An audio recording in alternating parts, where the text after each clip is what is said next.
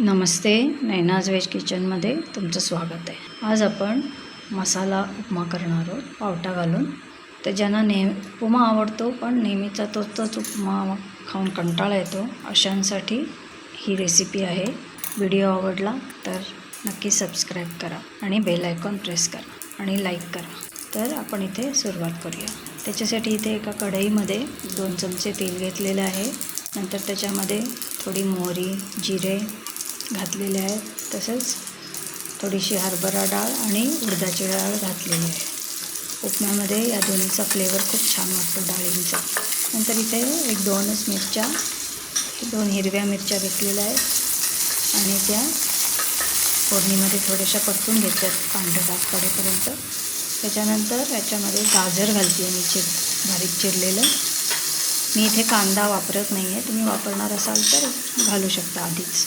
तसंच इथे टोमॅटोही बारीक चिरून घातलेला आहे आणि हे दोन्ही मिळून थोडंसं आपण परतून घेणार आहोत। इथे मी पावटे जे आहेत ते आधी शिजवून घेतले, कारण पावट्याला शिजायला वेळ लागतो, त्यामुळे कुकरमध्ये 2 शिट्ट्या देऊन शिजवून घेतलेलं आहे। तर आता इथे तुम्ही बघू शकता आपले पावटे आणि गाजर टोमॅटो शिजलेला आहे। त्याच्यात थोडासा कढीपत्ता घातलेला आहे आणि नंतर इथे मी थोडी आल्याची पेस्ट घालते। तुम्ही आलं हवं तर बारीक चिरून किंवा किसून घालू शकता।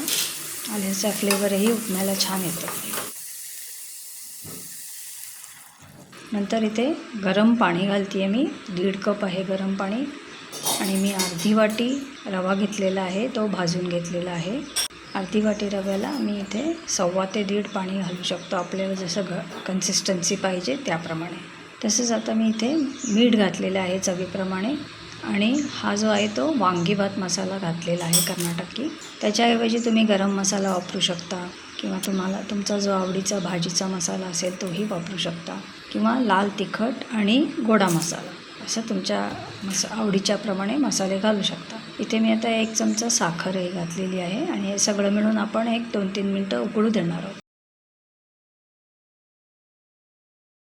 हे उकळल्यानंतर इथे हा जो भाजलेला रवा आहे, मी म्हटलं अर्धी वाटी घेतलेला आहे, तो रवा फ्लेम बारीक करून घालायचा आहे रवा आणि लगेच मिसळून टाकायचं आहे आपल्या उकळत्या पाण्याबरोबर। आता आपण बारीक फ्लेमवरच शिजवायचं आहे।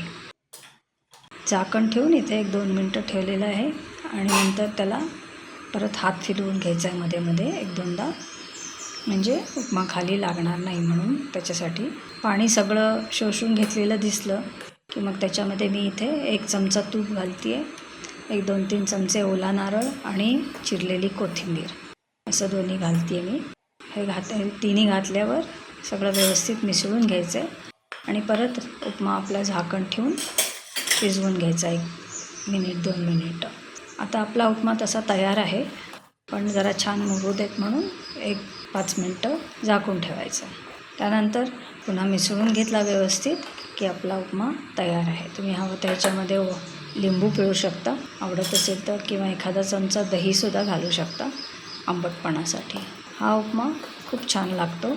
ज्यांना उपमा आवडतो पण नेहमीचा उपमा खाऊन कंटाळा येतो अशांसाठी ही रेसिपी खूप उपयोगी आहे, तेव्हा नक्की करून बघा। धन्यवाद। हा व्हिडिओ बघितल्याबद्दल लाईक करा, शेअर करा, कॉमेंट करा। सबस्क्राईब केलं नसेल तर सबस्क्राईब करा। तर भेटू पुन्हा पुढच्या व्हिडिओच्या वेळेला।